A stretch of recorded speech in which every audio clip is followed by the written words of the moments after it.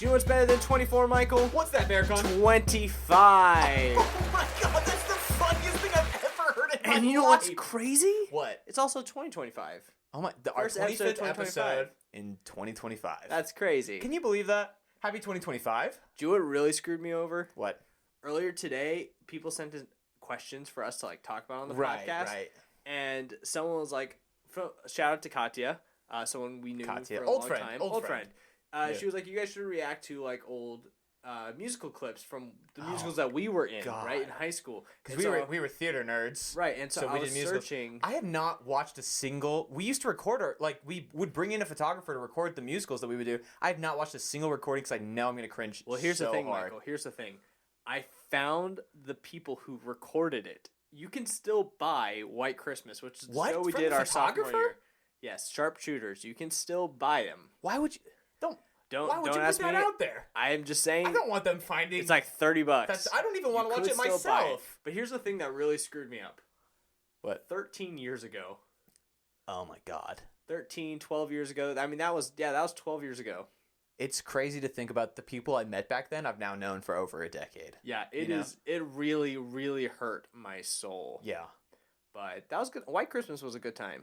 It was a good time. It probably was not a good show. No, that's the thing. Everything we've ever done, I have good memories of, but was probably terrible. But here's the thing: White Christmas was critically acclaimed. Okay, I don't know if you guys know this, but the city of Dallas, the DFW area, does like musical awards every year for high schools. The DSMs, the DSM. Dallas Summer Musicals. I think now it's just like Dallas Broadway. Yeah, they Awards, changed something it. like that. But anyway, our production of White Christmas was nominated for Best Musical, Best Ensemble, Best Set, whatever. And we were in the ensemble, right? So we had a pretty big part to play with that. And another friend from high school who was also in the ensemble, Valentina, shout out to you. Hopefully you're actually watching this and listening. But she asked me what was our favorite memory from high school. And I think my favorite memory was the moment we actually won Best Ensemble, because we were all together backstage at that award ceremony about to actually perform, because we were a Best Musical nominee. And they introed us with our win, essentially. Yeah, we were going to perform regardless, but the category right before we went on to perform, just to like break up the awards with some some performances. Yeah, just to, so the night doesn't go stale. Right. It's an entertaining. So we were about to go on regardless, and then they announced the Best Ensemble, and which me and Bearcon were a part of the ensemble. Yeah, and so we were all together in our costumes, and it was really a special moment. And we were all crying. And they were like, and the Best Ensemble is White Christmas, and then we're like, oh my god! And then we go out and perform our number from White Christmas. The energy and adrenaline I felt performing in that moment was nothing I ever felt in my entire life. Yeah, you felt like a winner. It wasn't just and you like were a celebrating winner. your victory. It was like celebrating with the people that you grew so close with. I think that was a very special moment, and definitely my favorite moment from high school. I feel like mine, because I was an arts kid, so I was in band and in theater. My favorite high school memory was probably from marching band. It was probably when we won second at state. Didn't even win. No, but we got pretty damn close. Yeah, pretty close. Yeah, but the year before that, we didn't even like place in the top 10. So it was like and we were getting like first place, because you don't just go to state. Like you have to go through like so many. You have to go through regionals and like yeah. And like zone and all of like an area. Like they have so many categories, because I think it was through UIL. So it was like first you have to get through your area, and then your region, and then your district, and then you go to state. And it was just amazing when they announced, because I also was kind of like hoping for first, but then when they announced us for second place, the entire band, like all like 200 people, like just broke out in cheers and like crying and like just literally like falling to their knees and throwing their head up into the sky and just yelling yes, like stereotypically, Yeah. Like I was like, I didn't even know people actually celebrated like the euphoria was just like contagious. Yeah. So I think that was probably my favorite high school memory, because also you just work so long and so hard on it. Here's the thing: I grew up playing sports, and obviously I did theater. When you're in sports, right, the best team wins, right? Mm-hmm. You are without a doubt the best team, right? You won the games, like that is fact. Mm-hmm. But arts is so subjective. Oh yeah. So you can be the best band, but if that judge doesn't that one judge out of 100 judges happens to not like you, then that's it. We literally lost a competition one time. We did. And afterwards, the judge came up to it because after every like competition, the judges come back and tell you why you scored the way you did. And the judge literally came up to us and was like, "Honestly, you guys did good, but it just wasn't like my kind of show. It wasn't my vibe. You know, it's kind of like comparing oranges to apples. It was like, today I wanted oranges and you gave me apples." And we were like, "What? This is how..." Isn't that literally what they said to us, too? No, that's literally what they said. I wanted it's like apples and you guys oranges gave to me apples. oranges. Yeah. Yeah. And that's it was like, it became a famous quote to us because we were like, crushing. That is a stupid reason to like not advance us, to eliminate us from the competition. That was crushing. They were like, yeah, I just kind of like didn't vibe with like the genre of show or whatever. It's like, we didn't. So us as students didn't fucking pick the show. It was the directors. But it's like, you are punishing the students right now. Yeah, still hurts. Still hurts. But do you know what else we're talking about going back in time? Do you know what I realized? Was that what we were talking about? Yeah, because we were talking about, we started 2025 and they're like, oh, look, this was like 12 years ago. Right. But going back further, 20 years ago, the SpongeBob movie released. Wow, the first one? Yeah. Because now there's like 3 SpongeBob movies or something. Yeah, and I just want to keep that in mind. 20 years ago, I just realized this past week that I'm a Goofy Goober Rock is a parody. It's a parody. I never knew that. I thought for 20 years that it was an original song. To be fair, that parody was not aimed at our age demographic. No, but it was just like, I was sitting at my office and they have like the radio. Yeah. And it came on and I was like, Goofy Goober. Wait, why isn't he saying Why Goofy is he not Goober? talking about being a Goofy Goober? Yeah, I was like, what is going on? I'm a Goofy Goober and how you're a Goofy Goober. And we're all a Goofy and Goober. We're all Goofy Goobers. Yeah. You guys not know the lyrics to this like, song? what is going on? Like, you guys are screwing up here. Yeah, you guys seriously. are kind of looking silly here. You guys look like idiots right now. How do you not know this? You guys clearly don't know the original version of the song. Yeah, no, not at all. Not at all. What an iconic movie. You know they were supposed to end the show after that movie? I do not doubt that whatsoever. As a kid, yeah. Also, as a kid, I was like, what happened to the Krusty Krab 2? I just watched the whole movie. Also, can we talk about how terrible of a business decision that was? Why? Why would you put the Krusty Krab 2 right next to the Krusty Krab? Oh, I thought you were talking about continuing the show after the movie. Oh, no, that was a great business decision. I was like, yeah, you mean like the #1 children's show for decades running? Like, arguably of all time? Yeah, like that was a terrible business decision to keep that was a good decision. But like, why build a Krusty Krab 2 right next to the Krusty Krab? Yeah. Like, why not try to put it on the other side of town? Honestly, have you ever been to like an intersection where there's like a Burger King, a McDonald's, a Wendy's, and a Jack in the Box? Yeah, but you know what? I never see a McDonald's next to McDonald's or a Burger King next to a Burger King. No. Like, yeah, it makes sense. Put a Krusty Krab next to a Chum Bucket. At one of the malls in our in one of the nearby towns, there are 2 Auntie Annes. That's true. So you can literally, but they're not right next to each other. They're on opposite ends of the mall. Yeah, but in the same mall, there's 2 of the same business. Yeah, that's true. Which is what you're talking about right now. Yeah. But that's different because if I go on that side of the mall and I want it, then I don't have to walk all the way across. Isn't that crazy how we as Americans are like, I don't want to go to the other side of the mall. Can't they just open a second Auntie Anne's that's closer to the side of the mall that I want to be in? What's crazier is that they do open a second Auntie Anne's. No, what's crazier is, it actually is able to support enough business. That's actually a great idea. Yeah. We should probably do that. And you know what? Let's have multiple. They also have multiple Great American Cookies. Oh, at that one, or are you talking about... Yeah, that specific mall that you're talking about, they do have multiple Great American Cookies. I'm just going to name the malls. Okay, I'm talking about Stonebriar. You talking about Grapevine? You're talking about Grapevine. I'm talking about... So Stonebriar also has... Or Grapevine also has 2 Auntie Annes? 2 Auntie Annes, 2 Great American Cookies. Okay, because I don't think Stonebriar has any... Great American Cookies. That's crazy. That's crazy that there are multiple malls Stonebriar in our does have area. a Great American Cookie. Okay, but that's crazy that there are multiple malls in our area that has 2 Auntie Annes. There's at least 2 malls that we can think of off the top of our heads that have 2 Auntie Annes in them. And you're over here talking about, like, why would he open a second Krusty Krab? But, the 2 Auntie Annes make sense because they're on opposite ends of the mall. Yeah, well, what if the Krusty Krab is too busy? What if there's, like, a wait at Krusty Krab 1, so they just go to Krusty Krab 2? Yeah, but what if Krusty Krab 2 doesn't do well because everyone just goes to Krusty Krab 1 because it's the original? But you could say the same thing about the Auntie Annes. It's like, what if one of them is getting more traffic than the other? So Patrick Star, you're telling me Patrick Star, the laziest sea creature in the world, would not choose to go to Krusty Krab 2 that's closer to him than the original? What I'm saying is that I feel like the walking distance between the two Krusty Krabs is probably pretty similar to the walking distance between the two Auntie Annes. They should just put the Krusty Krab 2. What's when they go off the cliff and the bus goes straight down? What's that place called? Rock Bottom. Rock Bottom. They just put a Krusty Krab 2 in Rock Bottom. They deserve something. Yeah, that's some true. type of glimmer of hope. That would be that would be better. But I don't think that opening the Krusty Krab 2 right next door is outside the realm of possibility because of the evidence we've just presented. Both of us. Two separate malls that both have two Auntie Annes. Oh, right, but there's a reasonable distance in infrastructure that you are currently in. Sure. There is no reasonable distance in the Bikini Bottom to put them right next to each other. We're talking about maybe a couple 100 feet apart, which is probably pretty similar to the distance. This is between ridiculous. the Auntie Michael, Annes. I went to business school. This is ridiculous. Of course it's ridiculous. Of course it is. But I also think it's ridiculous that there are two Auntie Annes in the same mall. And we've named two malls where that's the case. That's also ridiculous. Am I taking crazy pills here? Why are you defending that? Because, Michael, sometimes I go to one side of the mall. It's just crazy to me that you're saying the Krusty Krab 2 is a bad business decision, but the two Auntie Annes actually make sense because I only want to be in one side of the mall. Yeah, because sometimes I do. Sometimes I go But to it's the a mall and I'm similar only on one logic. side It's of a the mall. similar logic for the Krusty Krab. No, because they're right next. If I could see both the Krusty Krabs in one The eye, Auntie Annes are in the same building. but they're not in the same eye shot.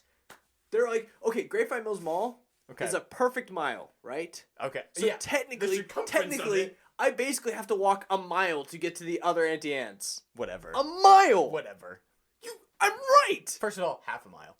No, it is a perfect mile. But yeah, from one end to the other. If they're on opposite ends of the thing, I'm assuming they did the right thing. I'm assuming they did the right thing, and they put the Auntie Anne's at the perfect ends of each other. Which means if it's a mile all the way around, you only have to do half a circle to get from one to the other. You're right. Thank you. I am an engineer. I know how to do geometry. That's what I was saying to you. Do the math. Do the math. Yeah, you got. Still, half a mile is a lot. Mile, but okay. It is a big mall, that one. But Stonebriar, there's no need. Yeah, there may not be a need for Stonebriar, especially because I think Auntie Anne's is like in the middle. No, there's one that's like there's one that's like in the food court in the middle, and then there's one that's closer to one of the ends. You're right. Yeah, that part doesn't make any like, sense. If you're already gonna put one in the middle, you don't need the second one. That is true. Okay. SpongeBob. I'm glad we found. I found. Yeah, glad we found a compromise. Found a compromise. Okay. The SpongeBob movie, though, can we agree, is an underappreciated animated movie? Oh my god, absolutely. Absolutely. For all of the conversation that we've had about animated movies on this podcast, We've never once brought the SpongeBob movie. And you know what? Oh, okay. Should we list some of our? Yeah, let's. SpongeBob would be on my list. Okay, because like five underappreciated animated movies. Yeah, I've been thinking since we did the draft pick, like other animated movies that I should have put on my list, but I just hadn't thought about it in a while. Yeah. Okay. So SpongeBob, the SpongeBob SquarePants, the movie, is my first pick. Okay, for like underrated ones. For underrated, underappreciated. Underappreciated, movies. probably. Okay, I don't think we talk about Fantastic Mr. Fox enough. See, I've never actually seen Fantastic Mr. Fox. I think you would love it. It's so good. Maybe one day. I still have so many animated movies I need to watch. Right. And here's the thing. I think stop motion counts as animation. There are a lot of people who don't think so. Because I listed Coraline in like some of my favorite animated movies, and people were like, "That's not animation. That's stop motion." Wallace and Gromit nominated for Best Animated Feature this year at the Oscars. There you go. Boom. Speaking of which, I'm gonna do another underrated one. Wallace and Gromit: Curse the Were-Rabbit. That is a really good one. Yeah, it's a really good one. Yeah, and it really just captures like the magic of what Wallace and Gromit was before, and it elevates it, which is a rare thing to do when they take like animated short TV show and turn it into a movie. Rarely does it translate so well. Right, it does really well with Curse the Were-Rabbit. I loved that movie as a kid. My other one, I think it gets lost. It's getting a sequel this year, but Zootopia. Oh, I think Zootopia is an incredible Disney movie, and I remember he's a bit of a furry. This guy's a bit of a furry. I remember Zootopia came out after Frozen. Uh-huh. And I remember thinking, I actually thought Zootopia was better than Frozen.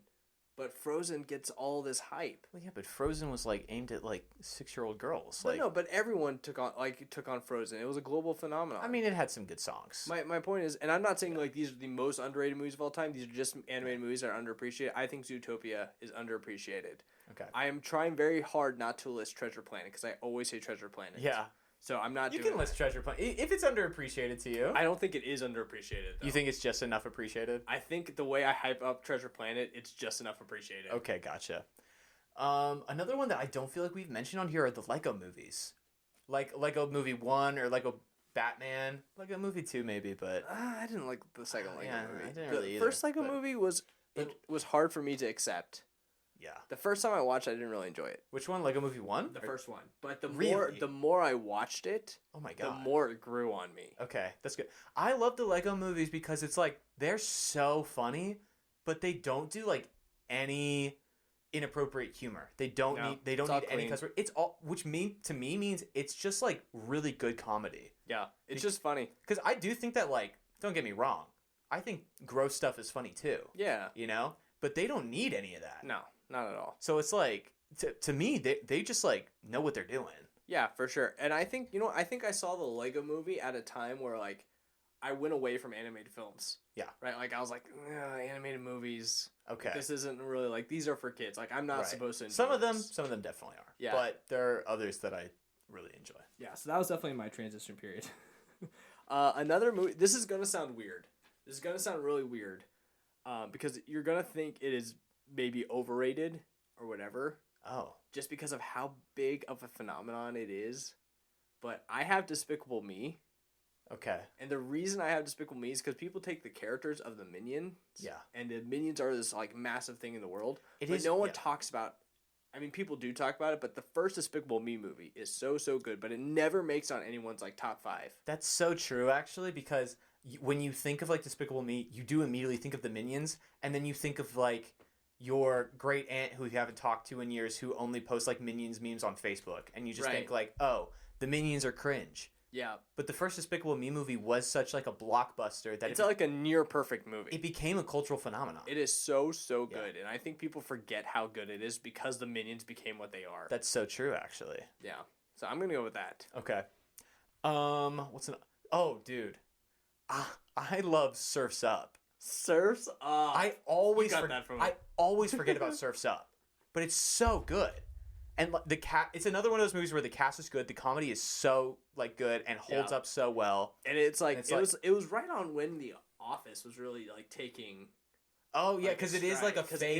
it's like a mockumentary. Yeah. It's an animated mockumentary. And dude, I think they like did the voice acting in the same room because they it's very improvised. Yeah. And they go off each other so well that you don't really get in most animated movies because a lot of the times you're just in front of a microphone yourself, so you just read the script Yeah. and you can't really bounce off the other actor. Surf's Up is a really good one because I remember watching that in the theater, but not really understanding what a mockumentary was. So Okay. I remember thinking, like, this isn't that great, but I like it. And then the more I watched it, I was like, the more I got it. And dude, there's so many good quotes from that movie. Oh my god, we should do a guess that movie video. yeah, we will do a guess that movie video at Surf's Up one day. We could Okay. do it for SpongeBob. If you're watching, We're just this, talking if you're about listening, content we're gonna make. If you're Don't worry if you're about- yeah. listening to this, you're ahead of the game. You're gonna Right. get these right. You better get these right. Start Okay. studying now. They're gonna. I mean, if you've seen these movies at all, you're gonna immediately recognize. Stepped on me. This guy danced on me. Look here, broken, gone, broken. When was the last time you saw Surf's Up? Years ago, and still I remember that fire urchin so well. Dude, Stepped yeah. on me. That's Stepped on crazy. me. The guy was dancing crazy. on me. I Dude, love do what we that should movie. do.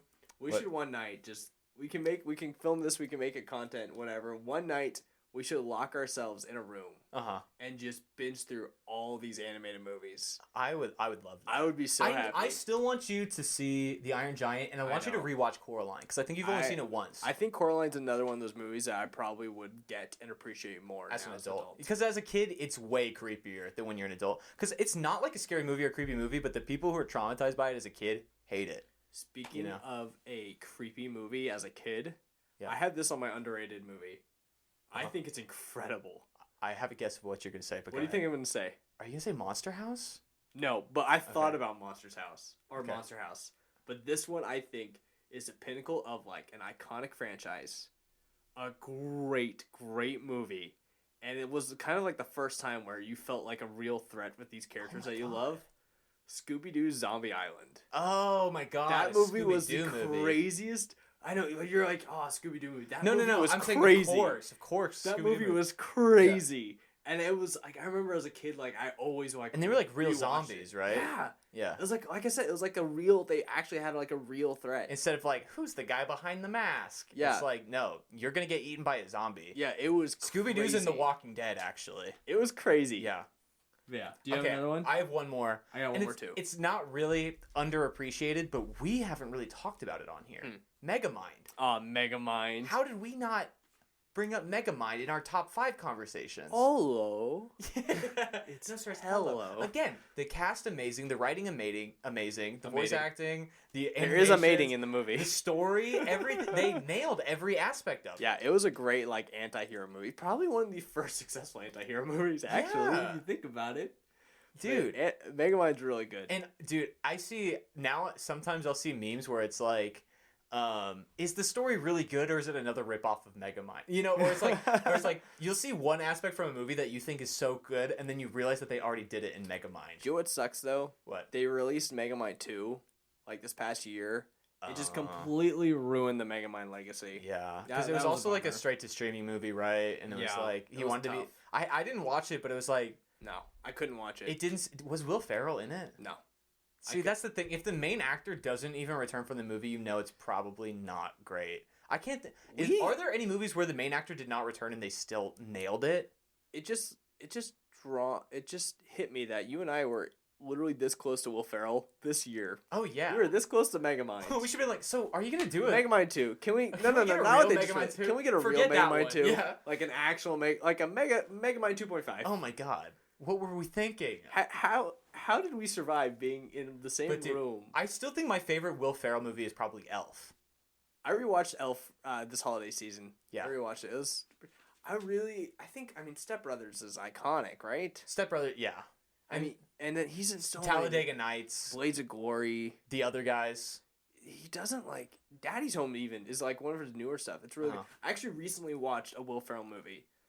Amazon Prime invited me to watch You're Cordially Invited, which actually Will Ferrell's in it? Yeah, Will Ferrell, Reese Witherspoon. It releases January 30th. So by the time this episode's out, you guys should be able to watch it on Amazon Prime. Really funny. Wow. Like, really funny. I was very surprised how funny I think Will Ferrell's just funny in real life, and so in the movies, it just translates so well. Yeah. That was one of my favorite things about us interviewing Will Ferrell. He comes in the room, cameras are off. The first thing he does is he tries to make everybody laugh. Yeah. Just immediately wants so you it's to be like, comfortable. It's like, oh, he's not even like really performing in these movies. He's just goofing off, but it's like you just want to watch him. He's just an entertainer. Yeah. You know, he's so good. It's like which is why he was probably so good for SNL too. Oh yeah. You know, it's because it was like in those movies. It's like, yeah, you're acting, but a lot of it is just like you're just goofing off, right? Yeah, like you're just trying to make 100%. your cast members laugh. Yeah. Right. I love that. My last one was The Road to El Dorado. Oh my god. Is it underappreciated or have we just not mentioned it? I don't think we've really mentioned it. Yeah. I think it's underappreciated. I still love think that it movie is. too. And you know what? They made that movie a little bit too sexual for children. Probably. But that's whole why it holds up today. Yeah, the whole shell scene, the whole thing. Really... Michael, I'm really disturbed, by the way. What? So, in our studio space, we have this, like, whiteboard.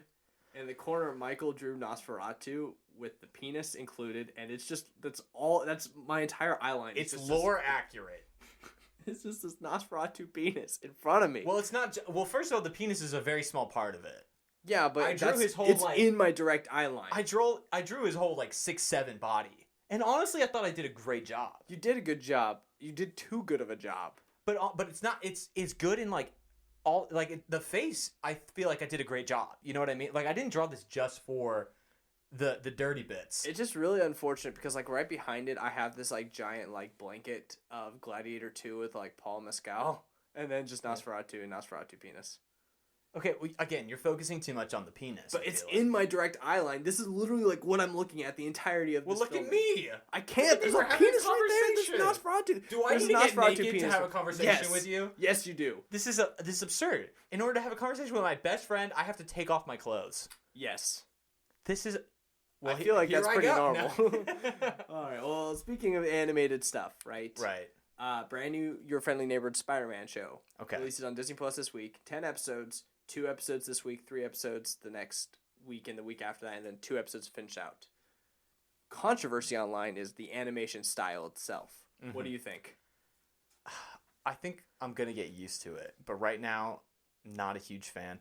And I also wasn't a huge fan of the style with Into the Spider-Verse at first either, just because like the the lack of frame rates, Right. you know, was hard to get into at first, but it grew on me, obviously, you know, and now I recognize it for how revolutionary it is and was. And I think maybe, I don't know if Your Friendly Neighborhood Spider-Man is revolutionary, but maybe the animation style will grow on me. I think it will. I mean, I thought the action sequences of it was really fluid and it looked really cool. I know, like, people are like, oh, yeah, but none of the people in the background are moving. Like, yeah, they saved money by not making a move, but it does kind of fit with the comic book, where when you're reading a comic book, the focus is just the two people that are, like, the comic book frame is focusing on, right? Okay. And it does have that, I think it does capture that feel, and it's vibrant, you know, the colors really pop. Yeah. I think if the storylines are good, I think if the characters are true to the characters that they're based off of, I think it's going to be fine. And so far, the early critics say that the show is the freshest take of Spider-Man we've gotten in a very long time. So I'm very excited. I'm glad to hear that. I have a similar complaint with the Creature Commandos, the DC show on HBO. Right. Not a huge fan of the animation in that show either, for some reason. So, you know what? Like, I honestly do not judge a show straight up just on the animation style, because I know that sometimes I just disagree with the stylistic choice, and that doesn't necessarily reflect on the quality of the show. Yeah. You know, and sometimes it grows on me too, and I learn to love it. So, but here's the thing with all Spider-Man shows, the first step you have to nail is the theme song. And man, we listened to the theme song before we started filming. Neighbor Like Me. It's so good. It's so good. They don't make theme songs like that anymore. There we go again. Dude, so good. It reminded me of, like, literally, like, back in the day, every single show had to have a good theme song. I mean, like, the Fairly Odd Parents, Danny Phantom, you know, Jimmy Neutron. Every show had to have a singable theme song. Even SpongeBob. Like, honestly, like, adults probably hate... If you didn't grow up with SpongeBob, the SpongeBob theme song probably sounds terrible. But if you grew up with it, as soon as you hear, like, are you ready, kids? Oh, yeah, I capped it. Like you have to do it. Yeah, you tune it. You jump in. You know what I mean? And so it's like, this theme song really brought me back to that, because nowadays, like, they just don't really make theme songs anymore. No, they don't. And I love how they, like, mixed in the old, like, classic they sampled Spider-Man the classic tune. Like, it's so good. I'm very excited about it. We've talked a lot about, like, animated movies. Uh-huh. And we got a question earlier today on Instagram. What Disney duo would we think we are? I want to raise it a little bit. And I want to just ask, what movie or TV show duo do you think we resemble the most? Okay. I have one. I have one too. Okay. Do you want to go first, or should I go first? I'm so curious to what you're going to say, but you're probably curious as to what I'm going to say. Yeah, but let me go first. Okay. I don't think this is a 100% match. Well, I don't think any of them are going to be. Right. But can you defend your match? Like, are there parallels? I think in this episode alone I can defend this match. Okay. You take the drugs out. Okay. I think you and I are kind of like Walter and Jesse. Oh my Breaking God. Bad. Just in, like, our conversation about the Auntie Anne's Krusty Krab too. I'm explaining to you what the circumference of a circle is. Yeah, and I'm like, no, man. Jesse. It's convenient. Jesse. You're like, do the math. Do the math. It's only half of the circumference to get from one side to the other. So I think we have a Walter Jesse. Dude, that's crazy. Yeah, I don't think you hate me as much as Walter hates Jesse, despite how much he also loves him. But I think we do have that. That is so funny. I was gonna say Shrek and Donkey. Oh yeah, that's an interesting one. Where it's like wait, don't get who's who. Okay, are you trying to say that I'm Jesse? No, I know I'm Jesse. So if you're Jesse, who do you think you are in the Shrek and Donkey pair up? I don't want to answer the question. Yeah, you don't. This is the thing. It's not even a question. You just don't like the answer. You're not even curious. You're just like... Things ended up okay for Jesse in Breaking Bad. Well, things ended up fine for Donkey. Yeah, true. Donkey got himself a lady. Yeah. I know. So, I mean, Shrek did too, but Donkey got a baddie. He's fiery. Yeah. He got real quick to those babies. Yeah. I think because also Shrek kind of like yells at Donkey and like acts like Donkey gets on his nerve, but then he's like, I wouldn't want to live my life without you. Yeah. You know? Yeah. And to answer like the original like Disney question, I think you and I agree that we kind of land in the Woody Buzz conversation in the sense of like you'll try to explain something to me and you'll get very like heated about it. You are a toy. And I'll very calmly be like, "You're stupid. You're a strange little man. You are a strange little man." And you have my pity. But I think, which is ironic because I know you think Toy Story is very overrated. No, I think Toy Story as a movie, like the first one, I think Toy Story as a movie is great.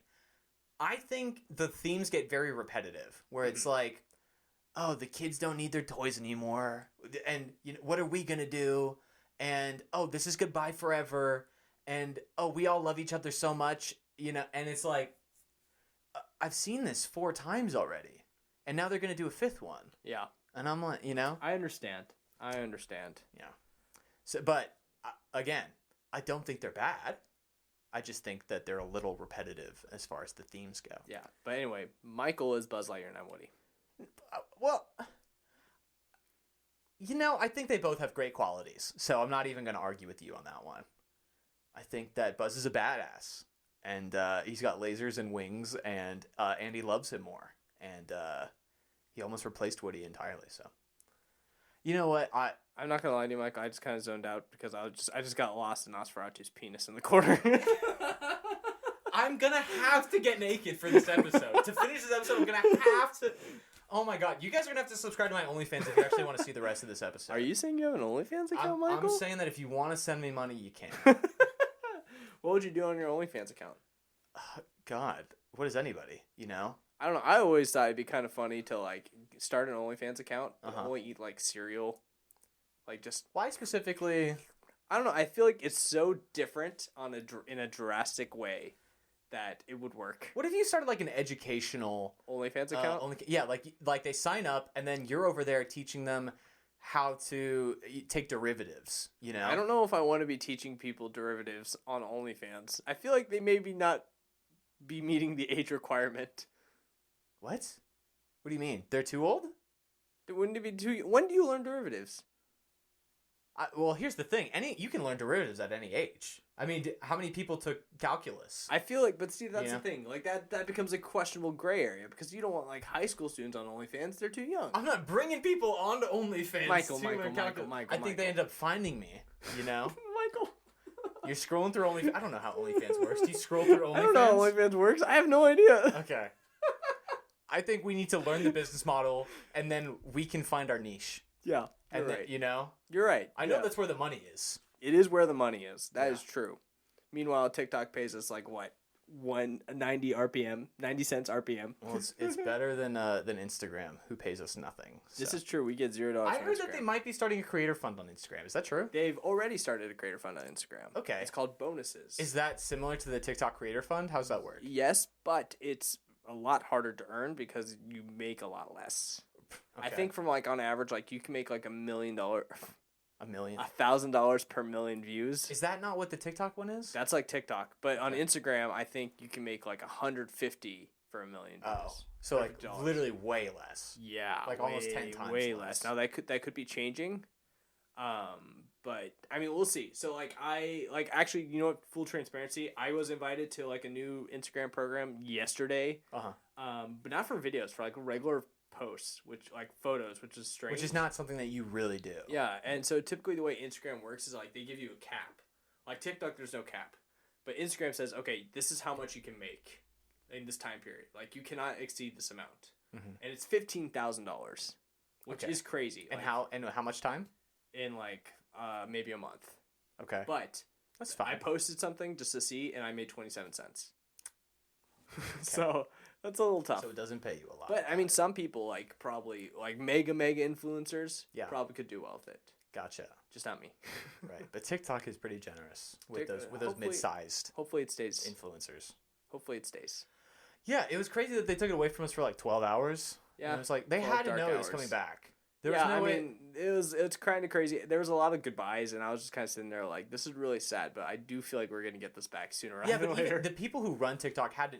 There's no way they like took it down and then they were like, oh, it's coming back, everybody, quickly! No, like they had to take it down. They're like, we'll be back in like a few hours. Yeah, but it's crazy. If you deleted TikTok, you could not re-download it. You still can't re-download it. I almost deleted it. Yeah, people are actually selling their iPhones with TikTok already installed for like $50,000 on eBay. Yeah, if it's selling for that much, probably not. But yeah, people are trying to sell their phones with the app pre-installed. Why don't I just sell my phone then? Because I have like I have iCloud, so my phone. You wouldn't be able to watch Starlog videos on TikTok. Oh, because I'd have to get a new one. Yeah. Okay. And you just got this new phone. Yeah, but for $50,000, I could get so many more phones with this. $50,000. Okay, got it. So what's even the point of eBay if you could just bid on something and then not even pay for it? No. If you bid, you have to pay for it. Okay. People are asking for $50,000. Oh.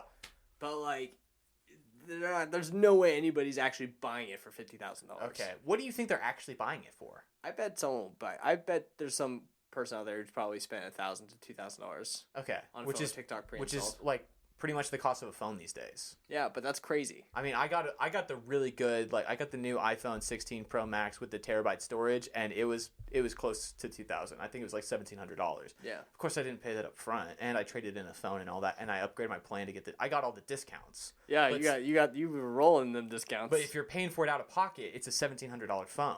Yeah. So it's like, okay, if you're paying $2,000 for a phone with TikTok on it, you're really only paying a couple hundred for the app, right? Like, right. So. But then again, you brought that number up off. You were guessing, so yeah. Who knows? Really quick before we wrap this episode up, I do want to mention the Oscar nominations. Right. All right, so we got the nominations. We're not going to go through a whole Oscar recap because we will be here for gosh knows how long. We'll probably talk about this in the next couple of weeks too. Yeah, we're gonna build up to it. Yeah. But Wicked was nominated for Best Picture. Hell yeah. It had 10 nominations. Here's the thing: I knew it was gonna get nominated for like stuff, but I didn't know if it fit like the Oscars image of like Best Picture. Yeah. Because they typically pick like more like lesser known, like more like kind of like indie artsy films, right? Yeah. And then some blockbusters, but like I didn't. Usually blockbusters don't typically make it. And the winners typically are not films that were like very popular. Right. But this movie was so wildly popular. I was surprised it got on there. Anyway, sorry to interrupt. No, it's okay. But yeah, Wicked received 10 nominations, which is great. Uh-huh. Cynthia Erivo, Best Actress. Ariana Grande, Best Supporting Actress. Great. Dune Part 2 got 4 or 5 nominations, which is half as many nominations as Part 1 got. That's crazy that Part 1 got more Oscar nominations, but everyone likes Dune Part 2 more. It's just because like the score like couldn't be nominated again. Like right. There's a lot of details, and I saw Hans Zimmer like talking about that. He was like, it makes no sense why this shouldn't be nominated again, and it's not just for my ego. It's like a lot of people worked on this score and they deserve the recognition for it and all that kind of stuff. He was really upset that it didn't get nominated. I mean, I'm kind of upset about it too. Yeah. But now it also kind of means The Wild Robot I think should win Best Score, which is kind of a crazy statement. I know it's going up against like Wicked and stuff like that, but like if you think about it, The Wild Robot is like a lot of like what really gave that movie weight was its score. I think Wicked should win Best Score. Probably, but here's my thing with musicals. I think The Wild Robot should be nominated for Best Picture. I agree with you 100%. Because it wouldn't be the first animated movie to be nominated. It's happened 3 times before. It's happened with Beauty and the Beast, Toy Story 3, and Up. Here's the thing: if Up and Toy Story 3 can be nominated for Best Picture, The Wild Robot 1,000% should. Yeah. It should be, but it's not. Unfortunately, it may not even actually win. It might not win Best Animated Picture. Right? Yeah, it may not even win Best Animated Picture. Well, for Starlog, it did. For Starlog, it did. We fought, and we defended. We should have our own awards, Sarah. We should. We should. Be giving Instead of the awards Oscars, tune into our live stream. Yeah. We'll give away our own awards, same categories. Yeah. But no, The Wild Robot, I think it's so animated. We'll get Conan O'Brien to host ours too. Yeah. You're like into commercial breaks. Guys, I'm so sorry. I gotta go do that. We'll do it on a different day for him. We'll work on his schedule. I think we should see which one at the same time. I think we should see how he prioritizes. Yeah, he's gonna need to make sacrifices. We'll host it next door. You know what, Michael? Actually this year they cut the musical performances out of the Oscar. Like normally they perform the nominees for Best Original Song. They cut that this year. Why? I have no idea. But really, actually, I do know why.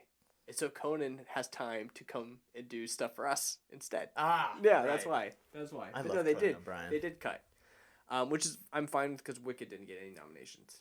For what? Wicked didn't get any original song nominations, which I guess it shouldn't. Yeah, because are they original if it's from a musical? I think they. I do hope that Wicked does perform. At the Oscars, like I think that'd be really cool. Les Mis did it. Les Mis didn't get any original nominations, of course, but they still performed. So I hope Wicked gets to. Very cool. Yeah. It is crazy that Dune only got like half the nominations of their first movie.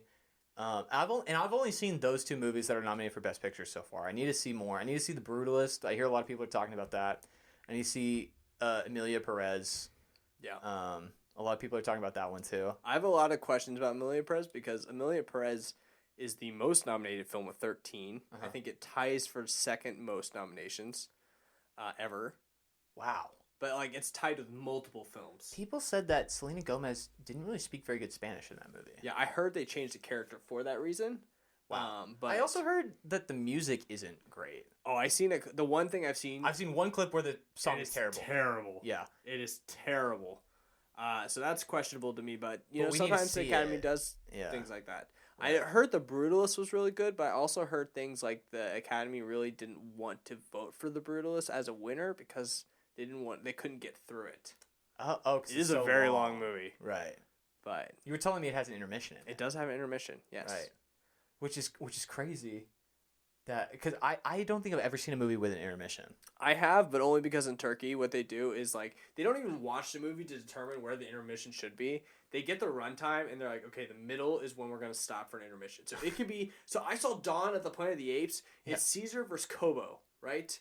And it's Kobo, right? I think it's Koba. Koba. Caesar versus Koba, and they're about to have their first like altercation, and Koba is going for like a punch, and then blackout.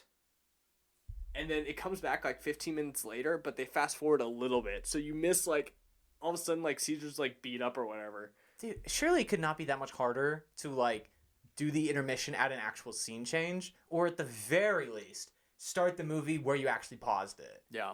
I don't know what the deal is, but it's been like this every single time. I've seen many movies in Turkey. Every single time it's like this. It drives me nuts. Wow. I hate it. Did they do that in other countries? Yeah, they do. I don't think I've ever seen a movie in another country. No. I mean, I wouldn't recommend going to see a movie in a different country if you're visiting a different country. I only did it because, you know, I'd spend my entire summer. You spend a lot of time there, yeah. Yeah, so I was like, I need some type of normalcy. Right. And is it in Turkish with English subtitles, or is it in... Yeah, you can watch it in English. Okay. Usually they'll have Turkish subtitles, but you can watch it in English. Gotcha. Bring back intermissions. Actually, I don't know if I like intermissions, because I'm imagining watching Nosferatu with an intermission, and like that movie like does such a good job of like really like putting you in the mood, like, and like you feel like you're trapped there, and that like you feel really uncomfortable. Being able to leave like, the theater would break it. Yeah, because in the movie, I really felt like the walls were closing in. And then if the lights came up and I got to go to the bathroom and then come back, I'd be like, I'm out from under this vampire spell. You know, like... Yeah, it would completely ruin it. Because, again, movies are not made for that. Like, a Broadway show is made to have, like, a beginning, middle... Oh, yeah. Twice. You can always tell... and end, and then another beginning and end. I feel like you can tell during the musical number, like, oh, there's an intermission after this one. Yeah. Because you can always tell. They go balls to the walls for that song right before the intermission. And you're like, this song's a little too good. I think we're about to get a little break. You know? It was like, oh, man, they're really, like there's no way they could do a scene after this. Like, Defying Gravity was right before intermission. Yeah. And that's the song that everyone remembers. Exactly. You know? So it's like, yeah. But I really do hope Cynthia Erivo wins Best Actress. I think she deserves it. Okay, but gotcha. We'll see. I think that's our episode, Michael. I think so, too. I feel good about that one. Yeah, I feel good about it, too. So who do you want to be? All right, I'm Elphaba. Well, actually, Michael, I'm Jesse. Okay. Pinkman. All right. Because that's our duos. I do think between the two of us that you'd be Glinda and I'd be Elphaba. You know? Yeah, between two. I think that was another question we got. Which of the two would be Glinda and Elphaba? That makes sense. Okay. Yeah. Well, I'm Walter White. And I'm Elphaba. No, wait. No, you're Glinda. I'm Glinda. Yeah. You could also be Buzz. You could be Buzz Lightyear if you wanted. Stop pushing Buzz Lightyear on me. All right, fine. Okay, signing off. I'm Shrek. I'm Donkey. And we'll see you for episode 26. Woohoo! Bye. Click the wrong button, Michael. Well, they liked it. That was a donkey move right there. But they liked it.